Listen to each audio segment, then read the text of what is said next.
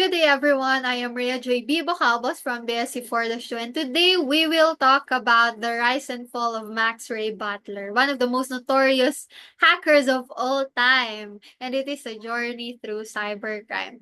It is much more common for a criminal to gain a decent job after using his ability to do illegal things and later on got discovered.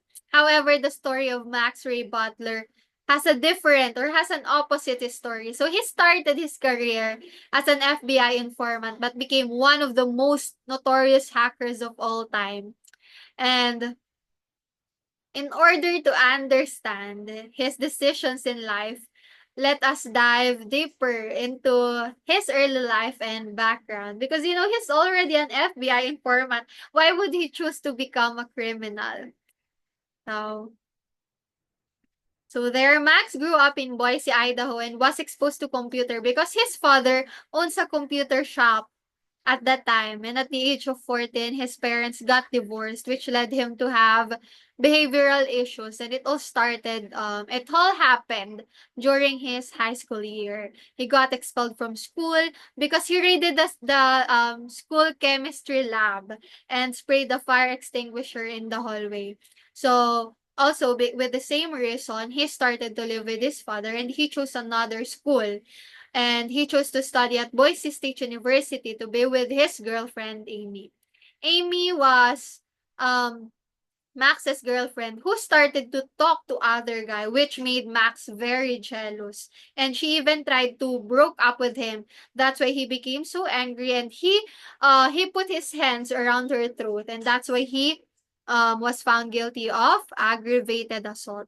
And he served in prison for 4 years and got released in 1995. So we already know that he went to prison, and let us talk about his transition to cybercrime. And after his release, it is hard for him to find a job due to his criminal record. So he moved to San Francisco to start fresh. And that is where he adopted the name Max Ray Vision. And he really tried to change his life. He really tried to fix his life.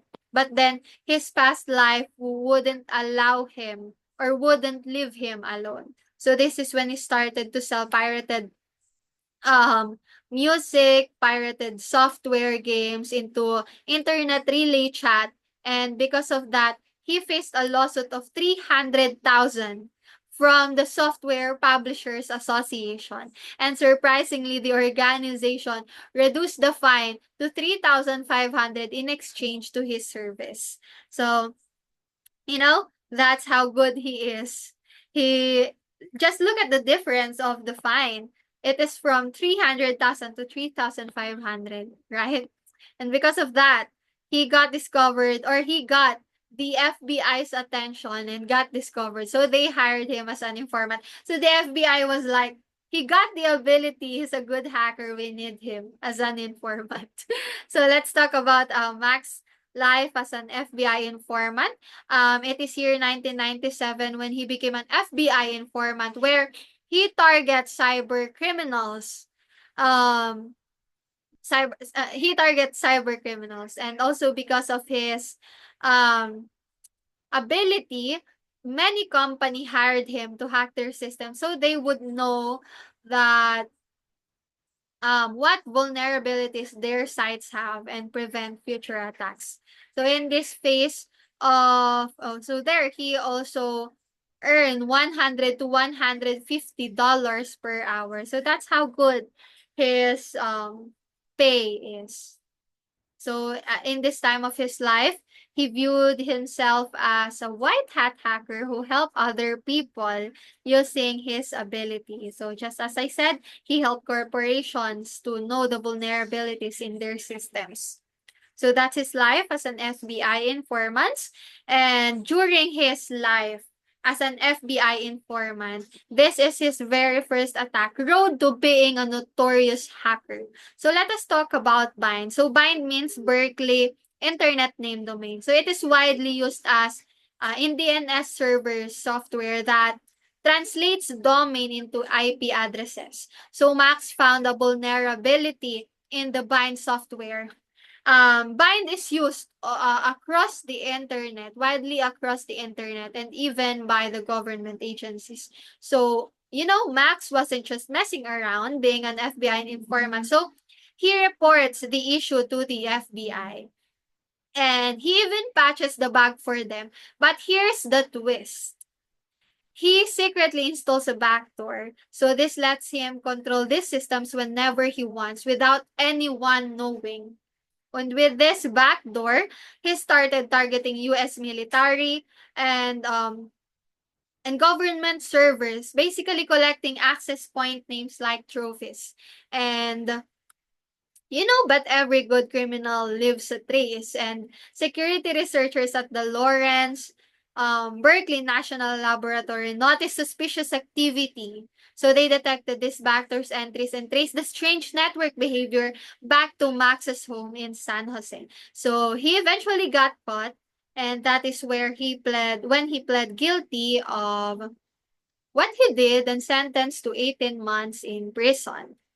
So let us now talk about the creation of Carter's Market. This is the platform they created and where his whole career as a hacker evolved. So he met a former drug smuggler um, named Chris Argon. So please take note of this because I didn't put it in the PowerPoint presentation. Chris Argon realized that credit card fraud is much more profitable. So he had all the equipment Max need to clone a credit card. So even though Max wasn't interested at first, he still struggled to find a job because of his criminal record. So he ended up making tandem with Chris. And they launched the Carter's Market in 2005.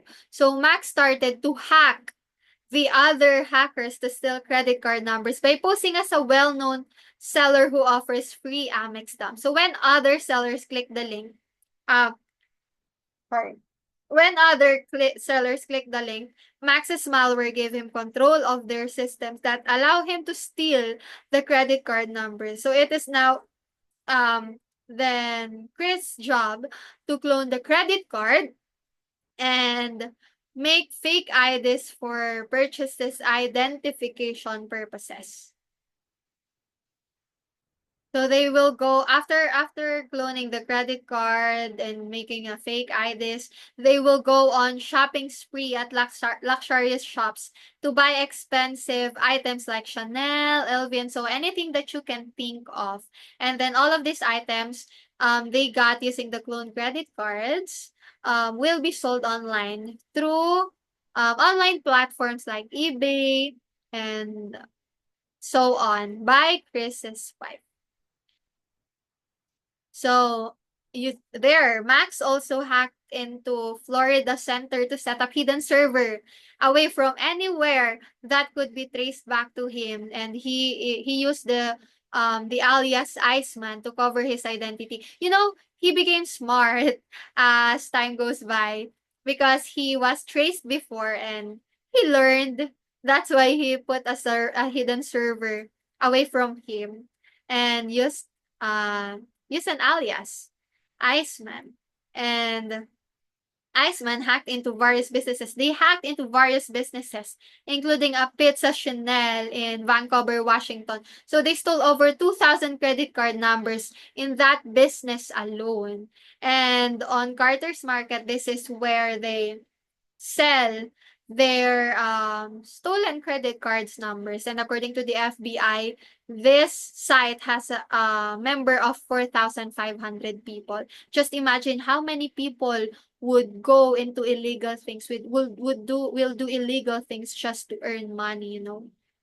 Because of this creators markets and all of his accomplishments as a hacker, he was one of the most feared hackers of all time. And because he can take down a whole empire just with a few keystrokes. So let us now talk about I already most of this are already discussed. This is how he hacked into other hackers to get the credit card number. So he posed as a vendor, create fake IDs, and so on. So this is just basically how they operate, how Max and Chris operate their business. And of course, let us now dive into the legal consequences that Max has faced. Because we know that this guy was at the top of his game running Carter's Market, one of the biggest hub for stolen credit cards. And but like, you know, any like many criminal mastermind, his downfall started with one simple mistake. And actually, it is not even his mistake, but one of his associates. So here is what happened. So one of his guy, please take note of this. One of his guy named John Gayanon got caught selling stolen credit cards. He sold it to Brett Johnson's, who was secretly working as an informant for the Secret Service. So this is slip up was um all investigators needed to start connecting the dots, and they tracked the payments back to John's corporate bank account. Yes, he used a corporate bank account for his crimes, which is ironic because, and from there, they got to Chris Argon, Max's right hand. So we already know who Max's is. I mean, who Chris is. And there, Chris was arrested, and when faced with all the evidences against him, he flipped and he revealed he turned in Max Butler, and he revealed that Max was not only his partner but the infamous Iceman behind the Carter's Market. So that's when things started closing in on Max. So fast forward to September 2007, law enforcement raids Max's apartment while he's literally napping. So he was napping when they arrived. And even though his computers were encrypted, they were still running, which was a huge break for the investigator because because they were able, or they managed to retrieve the decryption key from the RAM, something that's nearly impossible if the computer is turned off. So the investigators were really lucky. And with that, they gained access to his files and uncover, take note of this, please. They uncover 1.8 million stolen credit card numbers linked to a staggering $86 million in fraudulent purchases. And Max was arrested and eventually pleaded guilty to wire fraud charges in June 2009. So he was held without bail throughout the legal process. And there's no surprise here because considering the scale of his crimes, right? And when sentencing came around, he was handed 13 years in federal prison. And that's one of the longest sentence ever given for cybercrime at that time. So he was also ordered to pay 27.5 million restitution order. So, and here is where everything gets personal for Max. While he was serving his time, his fiance, someone he'd planned to marry, called off their engagement. And imagine losing your freedom, your empire, your future all at once. It's a it's a harsh reminder of how these high stakes crimes might seem glamorous but come with a devastating consequences. So the story of Max isn't just about clever schemes or massive frauds. It's also a lesson in how even the most calculated criminals can fall, often because of a single slip up. Because he's so wise. He even put a hidden server. He even changed his name. But then everything still fell because of a single slip up. So that's all for our discussion about Max Ray Butler. And here's the references. Here's all the references for my presentation. And thank you for listening. And I want to leave you this note. Don't let living from hand to mouth give you mens rea. Use your ability to reach Victoria. Again, my name is Rhea JP Bocalbas from BSC 4-2. And thank you for listening. Goodbye.